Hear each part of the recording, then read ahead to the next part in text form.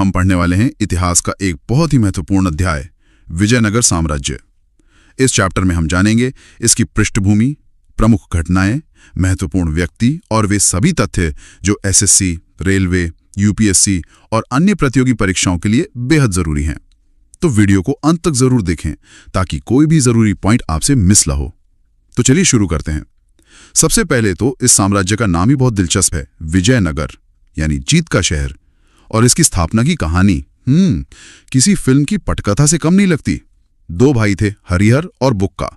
ये पहले वारंगल के काकतीय राजा के सामंत थे, फिर कांपिली राज्य में मंत्री बने। हाँ, और यहीं से कहानी में एक बहुत बड़ा मोड़ आता है, मोहम्मद बिन तुगलक का आक्रमण। बिल्कुल, तुगलक का आक्रमण होता है। दोनों भाइयों को बंदी बना लिया जाता है, दिल्ली ले जाया जाता है और उन्हें इस्लाम धर्म अपनाना पड़ता है। ये सुनने में कितना नाटकीय लगता है, एक मंत्री से सीधे कैदी। हाँ, और यही जो नाटकीय मोड़ था ना, यही उनकी वापसी की वजह भी बना, जब उन्हें दक्षिण में हो रहे विद्रोह को दबाने के लिए वापस भेजा गया। अच्छा। उस समय दक्षिण भारत में आप कह सकती हैं एक राजनीतिक अराजकता थी और तुर्क सत्ता के खिलाफ एक लहर सी चल रही थी। और यहीं पर उनके गुरु संत विद्यारण्य की भूमिका आती है ना? हाँ, उनकी भूमिका बहुत महत्वपूर्ण हो जाती है।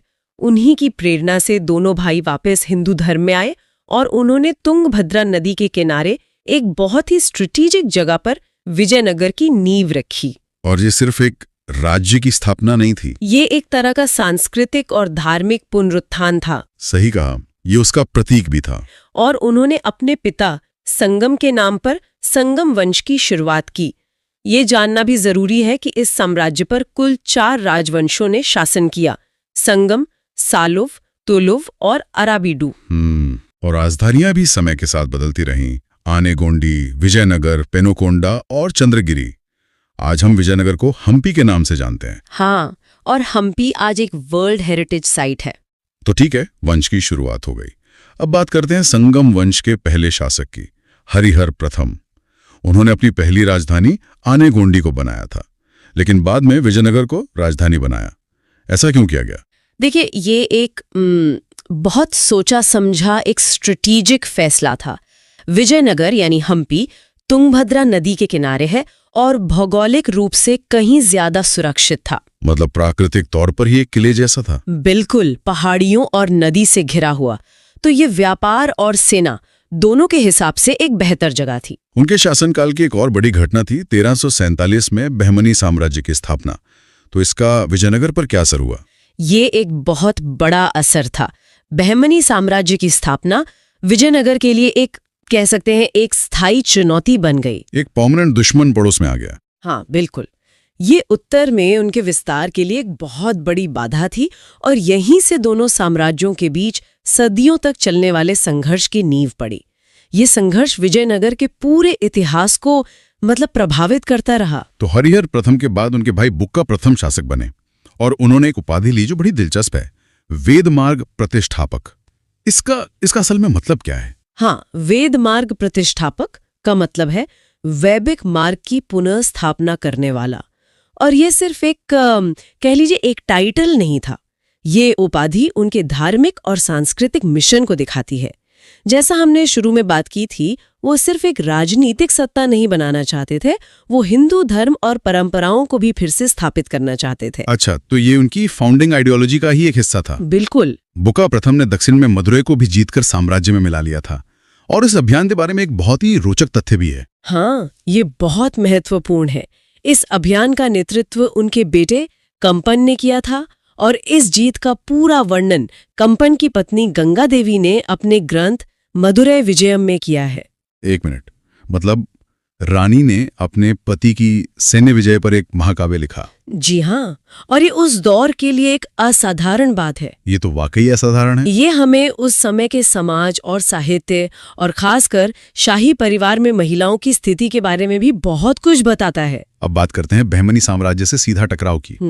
बुक्का प्रथम के समय में ही बहमनी साम्राज्य से पहला बड़ा और सीधा टकराव हुआ। हाँ, जब उन्होंने मुदगल के किले पर आक्रमण किया। तो ये युद्ध इतना जरूरी क्यों माना जाता है?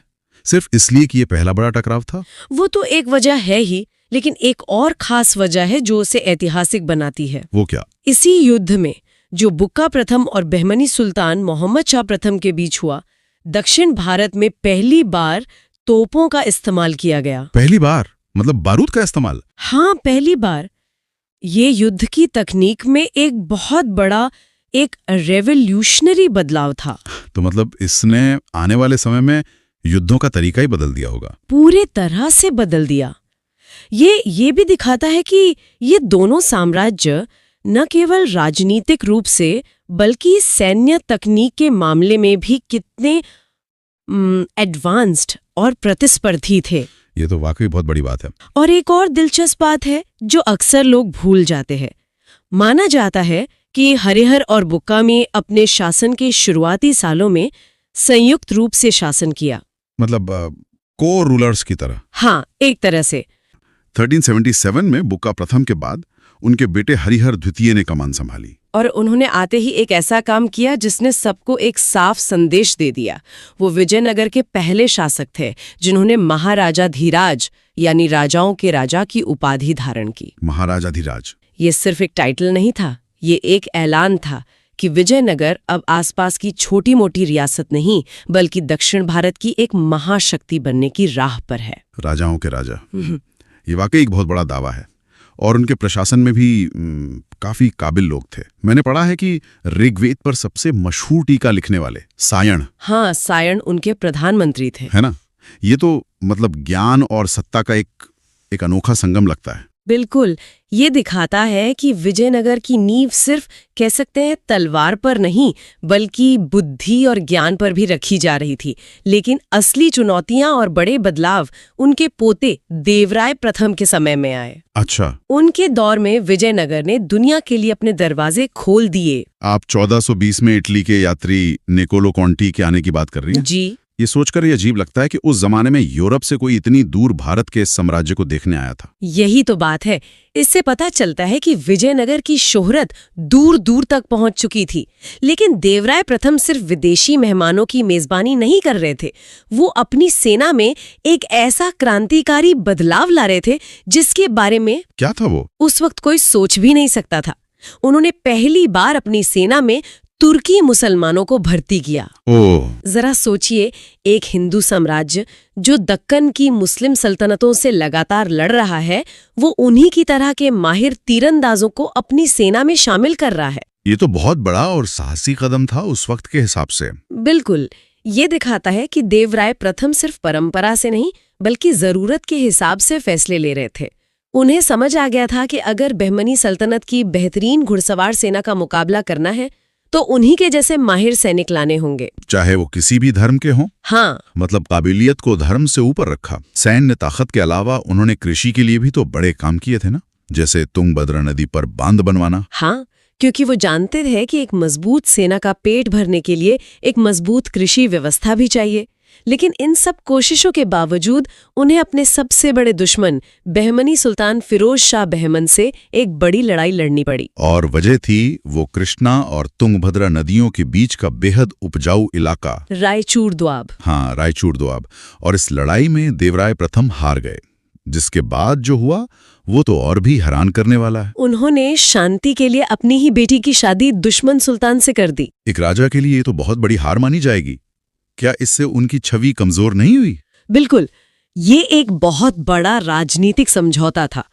ऊपरी तौर पर यह हार लगती है, लेकिन ये उस दौर की वो रियल पॉलिटिक को भी दिखाता है।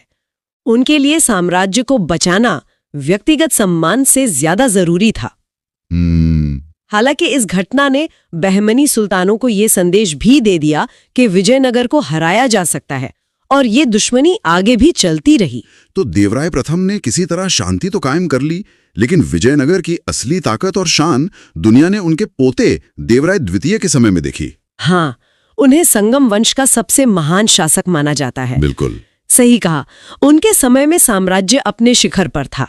उनकी एक उपाधि थी गजबेटकर। गजबेटकर यानी हाथियों का शिकारी। क्या ये सिर्फ एक उपाधि थी या इसका कोई गहरा मतलब था? ये सिर्फ एक उपाधि नहीं बल्कि शक्ति प्रदर्शन का एक तरीका था। उस जमाने में जंगली हाथी को काबू करना राजा की बेहिसाब ताकत और हिम्मत का प्रतीक माना जाता था। अच्छा। ये उपाधि उनकी मार्शल प्रावस का एक ऐलान थी जो दुश्मनों के दिलों में खौफ पैदा करती थी। उनकी शान इतनी थी कि 1442 में ईरान मतलब फारिस के राजदूत अब्दुल रज़्ज़ाक उनके दरबार में आए। हाँ, और उन्होंने जो लिखा है वो विजयनगर की भव्यता की कहानी कहता है। अब्दुल रज़्ज़ाक ने तो यहाँ तक लिखा कि उन्होंने ऐसी कोई जगह पूरी दुनिया में नहीं देखी। बिल्कुल। देवराय द्वितीय सिर्फ एक योद्धा ही नहीं बल्कि साहित्य के भी बड़े संरक्षक थे। उन्होंने खुद संस्कृत में महानाटक सुधानिधि जैसा ग्रंथ लिखा। एक राजा जो युद्ध के मैदान में भी निपुण हो और कलम का भी धनी हो, ये एक दुर्लभ संयोग है। लेकिन हर बुलंद कहानी की तरह संगम वंश का सूरज भी ढलने लगा। देवराय द्वितीय के बाद शासक कमजोर होते गए और साम्राज्य में एक नई और खतरनाक परंपरा की शुरुआत हुई, सत्ता पर कब्जे की। हाँ, 1485 में जब सेनापति सालोव नरसिम ने आखिरी संगम शासक विरूपाक्ष द्वितीय की हत्या करके खुद गद्दी हथिया ली। हाँ, और ये सिलसिला यहीं नहीं रुका। करीब 20 साल बाद 1505 में सालोव वंश के आखिरी शासक की हत्या भी उन्हीं के सेनापति वीर नरसिंह ने कर दी और तुलु वंश की शुरुआत की। मतलब एक के बाद एक दो ऐसे तख्ता पलट। जी, तो क्या इसका मतलब ये है कि विजयनगर में असली ताकत राजा के पास नहीं बल्कि सबसे शक्तिशाली सेनापति के पास होती थी? ये तो एक बहुत खतरनाक मिसाल बन गई। आपने बिल्कुल सही नफ्स पकड़ी है।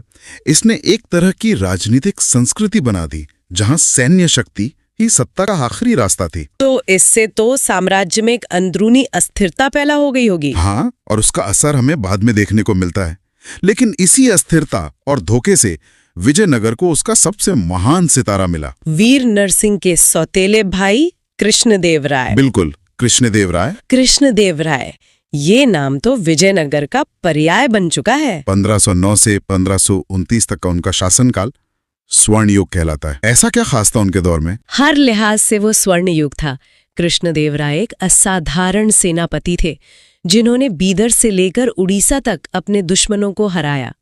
वो एक महान निर्माता थे जिन्होंने हजारा और विठल स्वामी जैसे अद्भुत मंदिर बनवाए। क्या बात है। और वो कला और साहित्य के ऐसे संरक्षक थे जैसा कोई दूसरा नहीं हुआ। मैंने पुर्तगाली यात्रियों डोमिंगो पायस और बारबोसा के बारे में पढ़ा है जो उनके समय में आए थे। वो बताते हैं कि बाजारों में हीरे मोती सब्जियों की तरह बिकते थे। सोचिए क्या नजारा होगा। और साम्राज्य की अपनी सोने की करेंसी थी, वराह सिक्का, जिसे यूरोपियन पैगोडा कहते थे। पैगोडा। ये सब दिखाता है कि उस समय विजयनगर सिर्फ एक सैन्य ताकत ही नहीं बल्कि एक इकोनॉमिक सुपर पावर भी था।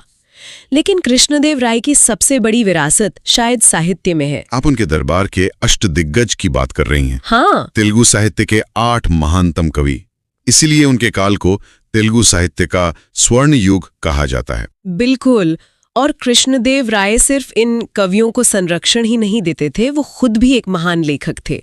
उन्होंने तेलुगु में आमुक्त माल्यादा और संस्कृत में जाम्बवती कल्याणम की रचना की। अरे वाह। और हाँ, हम सबके पसंदीदा हाजिर जवाब तेराली राम भी इन्हीं अष्टदिग्गज में से एक थे। ये तो कमाल है। तो बाबर, जो खुद उत्तर भारत में मुगल साम्राज्य की नींव रख रहा था, वो अपनी आत्मकथा बाबरनामा में दक्षिण के इस राजा को भारत का सबसे शक्तिशाली शासक बता रहा था। ये बहुत बड़ी बात है। हाँ, ये एक बहुत बड़ी प्रशंसा है, खासकर जब वो एक प्रतिद्वंद्वी शक्ति के संस्थापक से आ रही हो। बाबर की नजर में कृष्णदेव राय उस समय हिंदुस्तान के सबसे महान राजा थे। लेकिन हर कहानी की तरह इस स्वर्ण युग का भी अंत होना था। कृष्णदेव राय के बाद तुलुव वंश कमजोर पड़ गया और साम्राज्य के पतन की जमीन तैयार होने लगी। और इस पतन का क्लाइमैक्स था 1565 में हुआ तालीकोटा का युद्ध, राक्षसी तागंडी का युद्ध। हाँ, उसे वो भी कहते हैं। इस एक लड़ाई ने सब कुछ बदल दिया। ऐसा क्या हुआ था इस युद्ध में? इस युद्ध में विजयनगर के खिलाफ एक ऐसा गठबंधन बना था जिसकी किसी ने कल्पना नहीं की थी। अहमदनगर, बीजापुर, गोलकुंडा और बीदर, दक्कन की ये 4 सल्तनतें, हाँ, जो आपस में हमेशा लड़ती रहती थीं, वो सब विजयनगर को खत्म करने के लिए एक हो गईं। पर क्यों? ये सब अचानक एक साथ कैसे आ गए? इसकी कई वजहें थीं। एक तो विजयनगर की बढ़ती ताकत और दौलत इन सबसे देखी नहीं जा रही थी। दूसरा, कृष्णदेव राय के बाद के शासकों ने इन सल्तनतों के अंदरूनी मामलों में बहुत ज्यादा दखल देना शुरू कर दिया था। अच्छा। जिससे वो सब नाराज थे।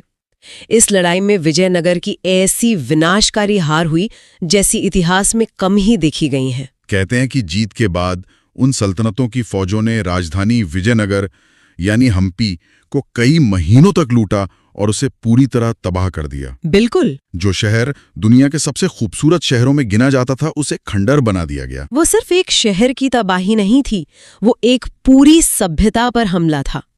इस युद्ध के बाद विजयनगर साम्राज्य फिर कभी अपनी पुरानी शान हासिल नहीं कर पाया।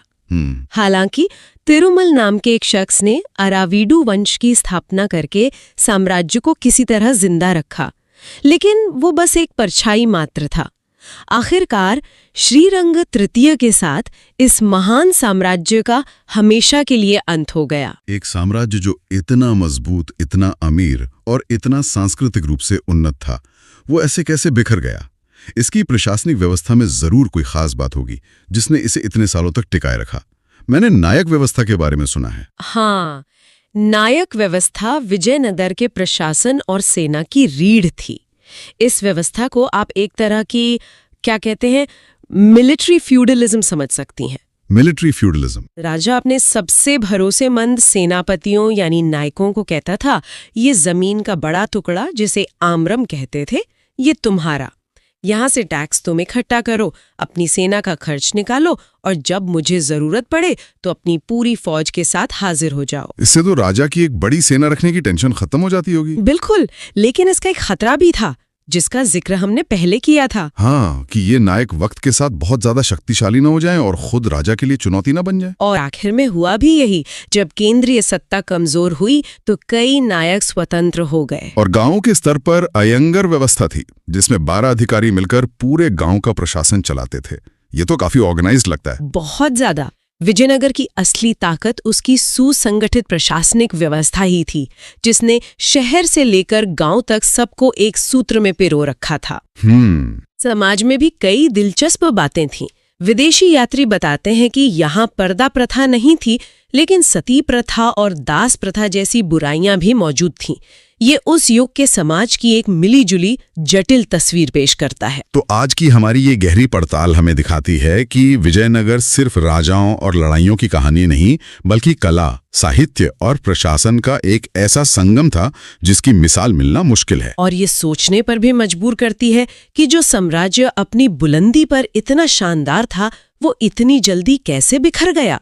शायद इसका जवाब सिर्फ तालीकोटा की लड़ाई में नहीं, बल्कि उन छोटी छोटी दरारों में छिपा है जो सालों से पड़ रही थीं। जैसे शक्तिशाली नायकों का उदय और राजनीतिक अस्थिरता। बिल्कुल। तो दोस्तों, आज के इस वीडियो में हमने विजयनगर साम्राज्य को विस्तार से समझा। अगर वीडियो आपको उपयोगी लगा हो तो लाइक जरूर करें, अपने दोस्तों के साथ शेयर करें और द स्टडी जोन को सब्सक्राइब करना ना भूलें।